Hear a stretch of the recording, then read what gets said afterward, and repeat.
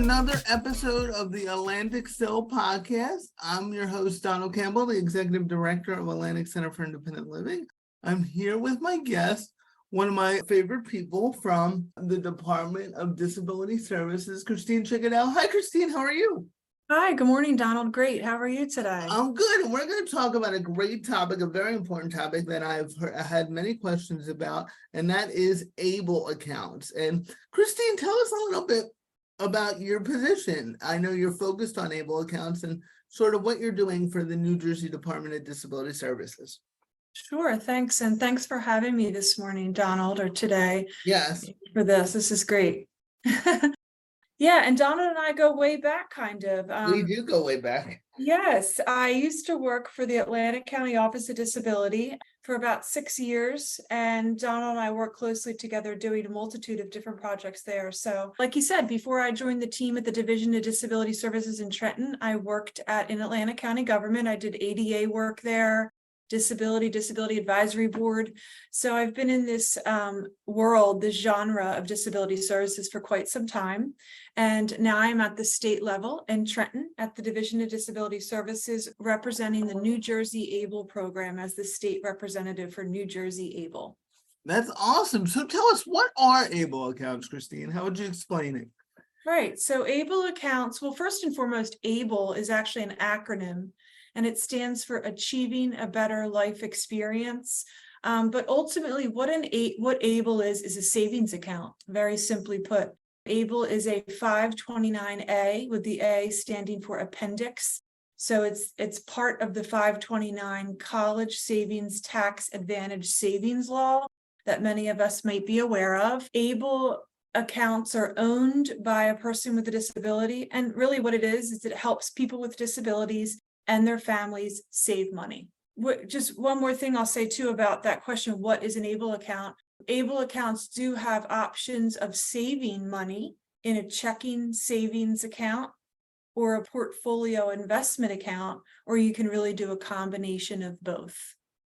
That's great to know. And I was going to add, ABLE accounts were specifically created, right, to address the issue of because when people are on SSI and Medicaid, SSI being Social Security income, you are restricted of how much money you can save of up to, you can't go over $2,000. So ABLE accounts was created to allow people with disabilities who are on these programs to be able to save money. So if you're on Social Security income, it is a good program for you to look into. And that was what I was going to talk about in question 2, and you can expand on this, Cristine. Why were they created? I talked about a little bit. Yeah, so kind of a when and a why to ABLE accounts and the creation of them. The when being they were signed into law in 2014 by President Barack Obama. They actually became active in our state of New Jersey 2 years later in 2016. And really, public savings capabilities haven't even come to our state of New Jersey since 2018. So these are very, very new accounts. And kind of the why behind that question, why were ABLE accounts created, to bounce off of what you just said, Donald, there's a gentleman named Stephen J. Beck, and the ABLE Act, the law of ABLE, is named after this gentleman. He was a Virginia resident. He has a daughter with Down syndrome, who was a teen at the time.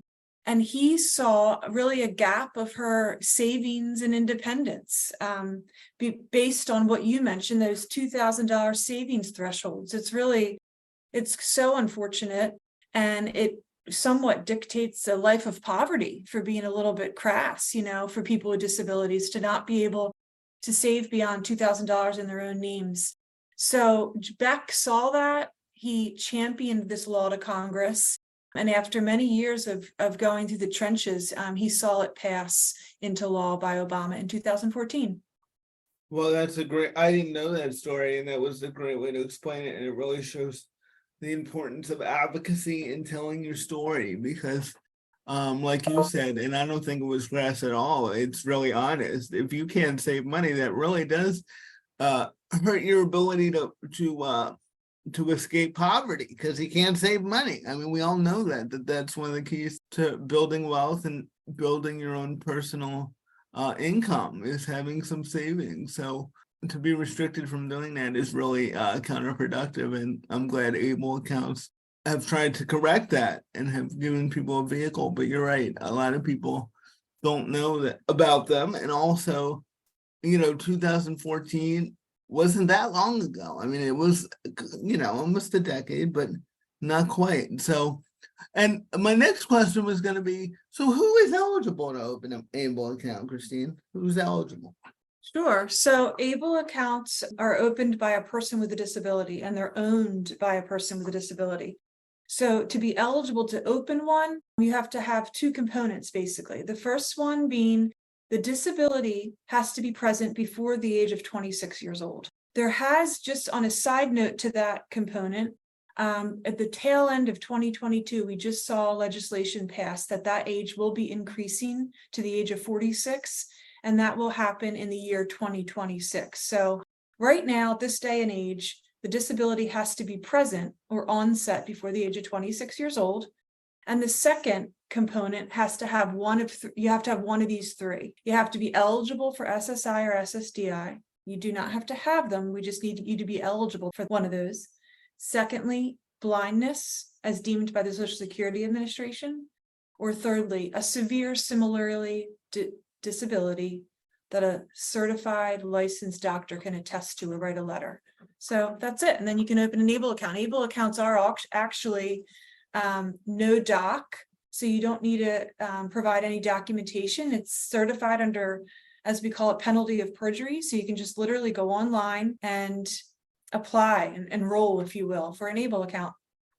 Oh, I didn't know that. Then see, I'm learning through this podcast. I didn't know that you could, there was no documentation required. It's just under penalty of perjury. So, you have to attest that you are eligible for these programs. I think you explained it really well, that you just have to be eligible and just have to state that you have a disability. So I think that's great. That's a real low barrier to entry for people with disabilities. That makes it a lot easier than I think people with disabilities are used to. Because as you know from your work, the more paperwork there is, the harder it is for a lot of people with disabilities to sign up. But I really want to highlight too, you did a great job explaining that rule about onset. You said it was 26 currently, and it's going to move up to, what did you say, 48? 46 years old. Yeah. 46. So yeah, and that can be a barrier too. And that's why they're asking them to move it up, because, under current law, if you got in a car accident when you were 30, you have a disability, you're currently ineligible to open an ABLE account. And now that's why they want to move that threshold up. And I think, in the long run, people with disabilities would like to keep moving up to eventually eliminate it. But the more progress we make, so more people can use this program, the better. And you talked about this a little, my next question, but so how do you open an ABLE account? Is it you go online, or can you go into a bank? Because I know I get that question sometimes. Yes, great question. To open it is online. Basically, you cannot walk into any bank or local branch to open an ABLE account. ABLE accounts are actually the checking savings component of ABLE. The bank that administers them is Fifth Third National Bank. It's an FDIC insured bank, and they're really a Midwestern based bank, but they hold they do the ABLE accounts for every single ABLE program in the nation that has it. It's just Fifth Third. And in order to open an ABLE account, as you asked, you can call Fifth Third, which the phone number is on our website, which is savewithable.com. And we'll put that in our description too. Great. Savewithable. Savewithable.com/NJ/home. And yes, Donald will put that up for easy access to that. You can email the program manager, who is an entity named Ascensus that we use in our state of New Jersey, along with 19 other states. But Ascensus is who you would call to enroll over the phone, or you can send in a paper application by mail to Fifth Third. So all that information is very easy to access right on the website. And you cannot walk into a bank to enroll, as you mentioned. Yeah, that's important. So don't walk into your local bank and say, I want to open my ABLE account. You're not going to get anywhere. Right. So that's good to know. My next question is, and this is a question I get frequently too when ABLE accounts come up. Are ABLE accounts available in every state, or is it just New Jersey? Sure. So the simple answer, well, no, they're not available in every state. They're available in 46 states. And the only states that currently do not have ABLE programs are Idaho, North Dakota, South Dakota, and Wisconsin. And I would just like to think they'll probably be joining the bandwagon soon, because is really a wonderful savings program. Okay, so that's good to know. So it seems a lot of it is up to the states to roll it out. So it was passed nationally, but it's still up to the states to implement it. So, And, so let me interrupt you there too, if I may, Donald. It's not available in every state, as organized by the state level, but you can open an ABLE account in any state. oh, that's a good point. Talk So, about that. Yes. Yeah. So, as a resident of New Jersey, you might find special tax advantages in opening in your home state, but you can also open it in any state that has an ABLE program. So people that do live in North Dakota that don't find it administered through their state level can go to any state program and open an ABLE account. And that's just a matter of going to the state plan and enrolling. Right. That is good to know. And you may want to, if you're listening to this, you may want to, and you're interested in an ABLE account, you may want to, see what's available in other states. Because as Cristine said, you don't have to open it in New Jersey. It's not just because you live here doesn't mean you have to open one here. It's about what works for you, and a program could be a little different in another state, so it could be worth looking into. How much money can an eligible person put in an ABLE account? Are there any limits on that? Sure, and I'll give you the simple answer for New Jersey, but that is probably a little bit of a piggyback onto the prior question about what state you want to open it in, because all states really have different criteria on the lifetime savings capacity. The maximum you're able to save per year is very standard across the nation, but each state has different lifetime maxes. So for New Jersey, you're allowed to save $305,000 total in a lifetime in an ABLE account, in a New Jersey ABLE account. The maximum capacity per year you can save is $17,000. Now we do see that amount increase year after year. It's based on federal standards, federal poverty levels, quite frankly, is how they determine that. But that's across the board, every state, every ABLE account, $17,000 a year maximum. There's another component. That's why I said a simple answer, because this answer has multiple layers, but there's another thing called the Able to Work Act, and that affords people with disabilities who have an ABLE account, who are employed, to save beyond that $17,000 cap. And that's also based on federal poverty standards, but it really is up to this year for 2023, $14,580, which brings your savings capacity per year to $31,580. That's how much you can save in an ABLE account. Oh, that's a good amount. Yes. And especially when you measure it against that $2,000 threshold without ABLE accounts, that really does allow you to save money. And here's a question I get sometimes, and we talked about it a little bit. So if I open an ABLE account in New Jersey, can I transfer it to another state if I move to like New York? What are the rules for that? Yeah, you positively can, but it's not necessary. As we said, Right. it doesn't have to be your state of residence where your ABLE account is. So I always like to use the comparison in New Jersey being so close to Pennsylvania. People will see move from PA into Jersey, let's say, and they currently have a Pennsylvania ABLE account. They don't have to close that when they move to Jersey. They can keep their PA ABLE and reside here and everything's fine. But if they wish, they would to open a New Jersey ABLE account, it is required to close the current one to open another. You only can have one ABLE account, no matter what state you reside. Yeah, that I was going to highlight that point because I remember you talking about that rule. You can't have multiple open ABLE accounts. You can only have one. So that is an important factor to keep in mind. And applicants will see when they go to apply, the system will flag them. So Right. yeah. So if maybe if you opened an ABLE account, at a different state and you forgot you opened it, it will come up. Yeah. So if you go in again, so that's good to know. Last question was, so where can a person go? Where would if a person's listening to this, where would they start? Where's a good place to just get information and see if they're interested in opening an ABLE account? So I'm going to send you to two different places, kind of easy to remember if you don't have a pen to write it down.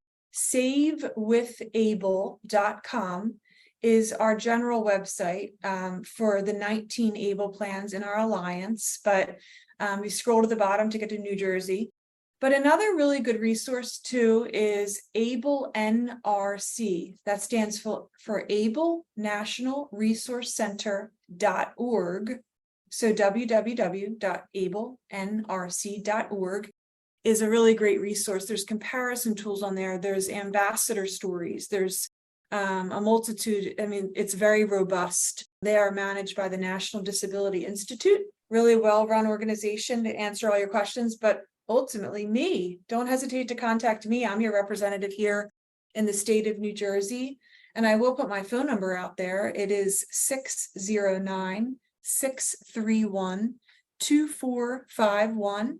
And I can help guide you, direct you, or answer any questions you might have about ABLE. I've worked with Cristine both on a personal and a professional level. She, like she said, she used to be our county representative, and she got me signed up for the PSAP program, which is another great program. And she's just wonderful to work with. I can't recommend her highly enough. So if you have any questions, please reach out to her, because if she doesn't know the answer, she's going to steer you in the right direction, and she's going to tell you, I don't know that answer, and here's a good resource. So I couldn't recommend her highly enough. Another thing before we leave, I did want, because I heard you say this last time I heard you present, it is important that ABLE accounts are about savings. They're not about earnings, right, Cristine? I know people sometimes when they're on SSI, they might think, oh, my ABLE account allows me to earn more money.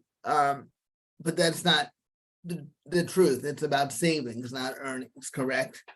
That's it. That's what it is. It's a vessel for saving. It's another financial tool to add to your arsenal. Information. This is just something to look into. ABLE's not for everybody. And what Donald kind of probably meant is people with disabilities that are employed, Yeah. they might have earnings capacities in order for their SSI income or SSDI income. Those would still stand. Earnings are earnings, and they're, capitated on whatever program that you're involved with. So you have to check your own situation to see if it works. But yeah, the biggest benefit here is these means tested benefits are now no longer configured.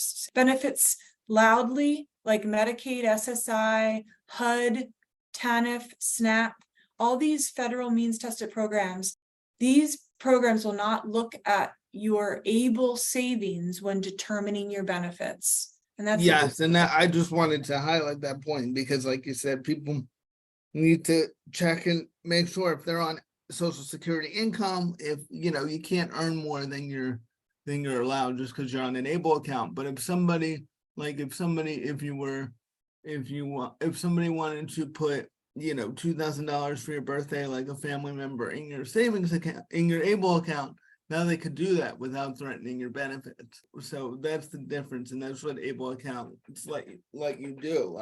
It lets people with disabilities save money. So we still have to address the earnings issue, but that's for another day and another topic and another law and another fight. So I just want to make sure people knew that. But thank you, Cristine, so much.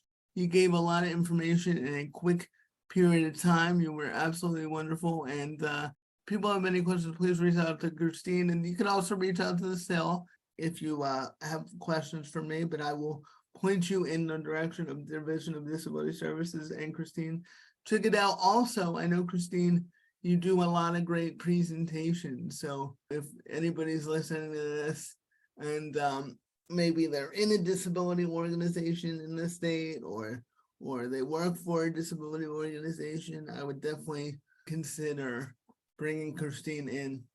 She did a wonderful presentation for us. And Donald, thanks a million for your kind words. And I too am a champion for your work at the Atlantic Center for Independent Living. You guys do great stuff, and I'm always looking to see what's happening next in your world. Good stuff you do, and I think the same about you. So thanks for having me today. Yes, thank you all, and thanks everybody for listening. And please look into ABLE accounts; they are a great resource. Thank you, everyone. Goodbye, Cristine. Goodbye.